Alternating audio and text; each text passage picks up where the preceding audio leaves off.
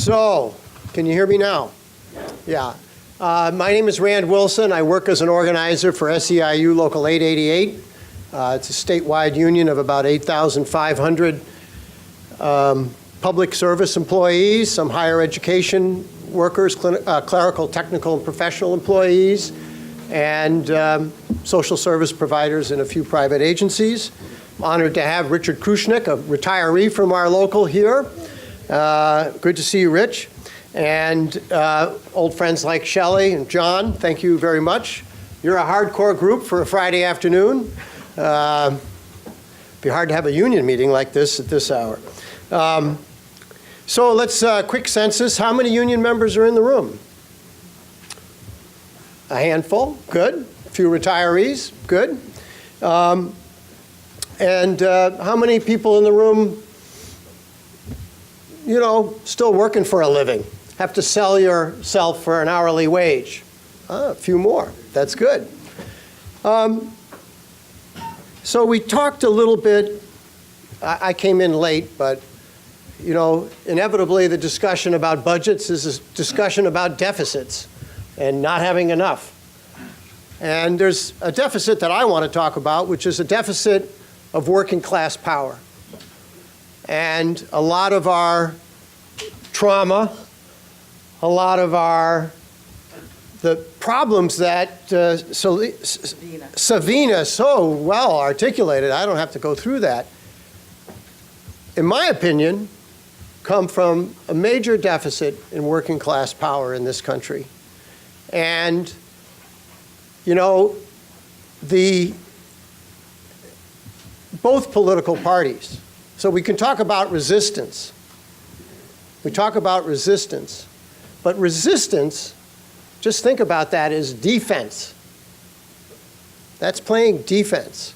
And it kind of plays into the lesser of two evils, or the evil of two lessers, narrative that we're stuck with between two parties that have betrayed working people in this country. So if you're sick and tired of being kicked around by Republicans, then you can resist with the Democrats. But these are the same people that have been complicit, and you know, Mike talked about it really well. Here we are in Massachusetts, and they're complicit in this neoliberal austerity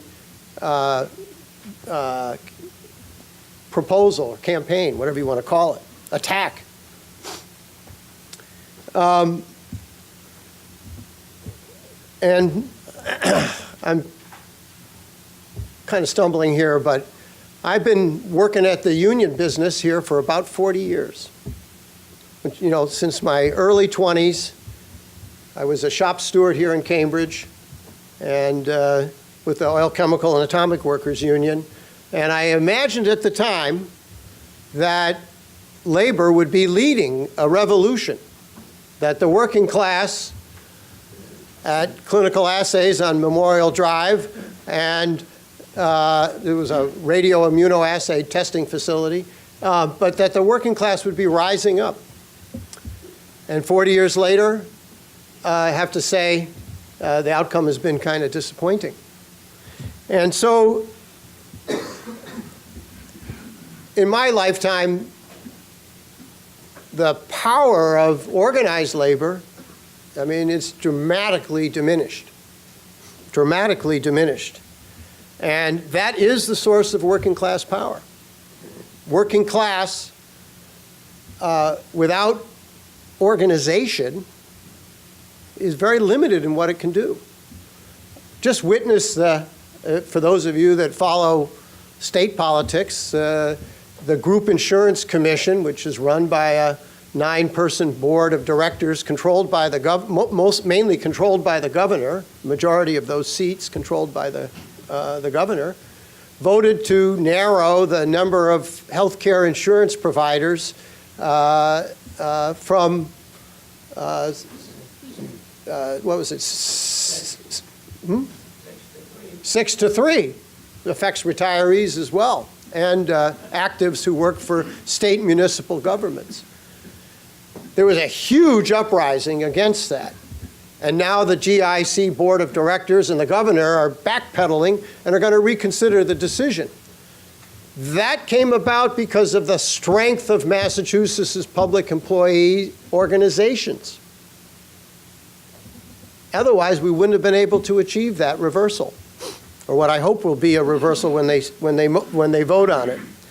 But for a variety of reasons, which we don't need to go into, this attack on workers' rights, our ability to organize into effective unions is been greatly diminished. And while we need to keep organizing workers, keep fighting for good union contracts, standing up for all workers with campaigns like we are here in Massachusetts for the Fight for 15 and for paid family medical leave and for the millionaire's tax, which is the very important agenda here in Massachusetts. But we need something much broader.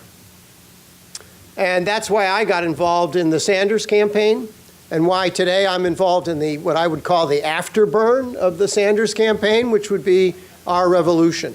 And so I'm here today as an activist in Our Revolution. I coordinate something called Labor for Our Revolution, which is trying to bring unions into this revolutionary movement.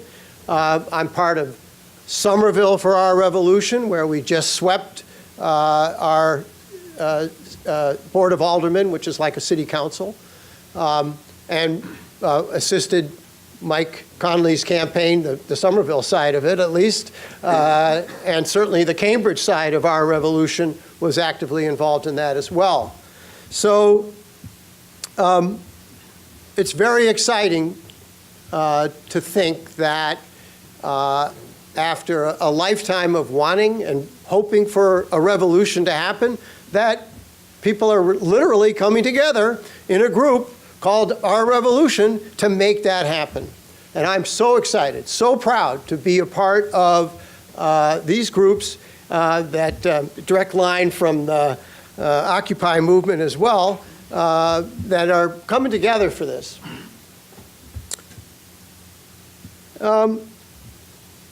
So I see Our Revolution as an opportunity to rebuild working class power, particularly if we can bring together labor with the young people and the diverse groups that are coming into Our Revolution. This is a way to organize ourselves in a broader way that could have the potential, real potential, to reframe some of this neoliberal dialogue, to get into the streets with the Poor People's Campaign for 40 days and 40 nights, and hopefully a lot more than that. This is an incredibly important initiative from Reverend Barber. But we've got to literally begin to primary Democrats who have betrayed us. We've got to elect new members into our city council, into our legislature, into small offices like Register of Deeds or, the Middlesex County prosecutor. We've got to challenge this framework of neoliberal austerity wherever we can. And people are stepping up to do that, like Mike Connolly, like the speaker from the Cambridge City Council, and like the newly elected socialists that we just put on the Somerville Board of Aldermen, who I have great hope for. But I just want to say about Our Revolution that it's not hard to start one or form an Our Revolution group. Jonathan, I believe you're helping to bring them together on campuses, but get 10 people together and sign people up, elect a spokesperson, go online, register your group with Our Revolution, affiliate yourself to the state Our Revolution group. You can do it. If there's a group in your community already, like Cambridge or Somerville, join it, get involved. And if there isn't a group, start one. So the tools to do that are on the website. And I would make one other appeal before I conclude, which is that if you're in a union, those of you that raised your hands, get active in that union. Get involved. But if you're working for a living and you're not in a union, think about how you could form a union or get into a union in your job. Whether you're a professional worker, a salaried worker, an hourly worker, get into a union. It's not something to be ashamed of. It's a source of working class power.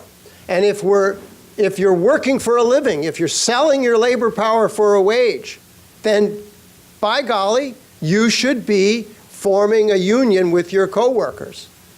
Your employer might not be comfortable with the idea in the beginning, but believe me, they'll get used to it, and we'll all be better off for it. No other better way, in my opinion, to address the major problem of economic inequality. So I'll wrap up there. Really impressed with the quality and the caliber of the conversation today, and happy to be a part of the afterburn with Bernie Sanders' Our Revolution. Hope you'll get involved. Thank you.